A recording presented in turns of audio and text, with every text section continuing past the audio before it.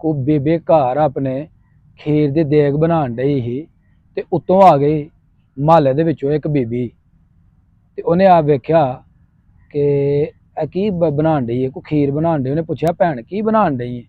उन्हें कहा खीर दी देग बनाण डई है। उन्हें कहा तू इन्नी खीर खा लेंगी?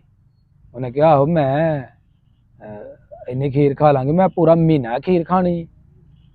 वो ना गल उन्हें सुनी तो तुर गई अपने घर। उन्हें अपने घर जाके उन्हें भी वही काम किया। उन्हें कहा मैं भी खीर की देग पकानी है तो पूरा महीना जड़ा है ना वो खावांगे तो रज रज के खावांगे। उन्हें खीर की देग बना ली तो एक दिन खाधी, 2 दिन खाधी तो तीसरे दिन जी वो अल्लाह दे वाले खराब हो गई।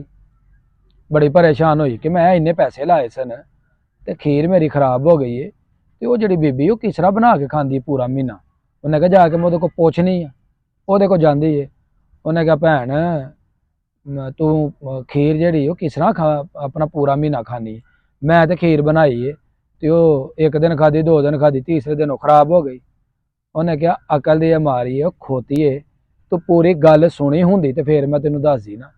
उन्हें कहा जो मैं खीर बनानी आ पूरे महल्ले दे विच मैं वंडनी आ, तकसीम करनी आ ते फिर जिहदे घर खीर बनी होंदी है ना वो मेरे घर खीर की प्लेट भेजते हैं ते इस तरह मैं पूरा महीना खीर खानी आ। गल करन दा जिहड़ा मकसद है वे कि जो कोई अल्लाह की रहमत होए, जो कुछ घर चीज़ को पकाई है ना तो वेड़े महल्ले का ख्याल रखना चाहिए, संगियां साथियों का ख्याल रखना चाहिए। सियाने कहते ने रल खाइए ते वल खाइए, कल्ले खाइए ते गंद खाइए।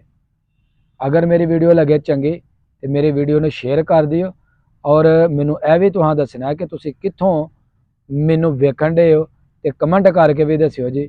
बाकी अल्लाह तुहाड़ा सब दा हामी नासर होए। अस्सलामु अलैकुम।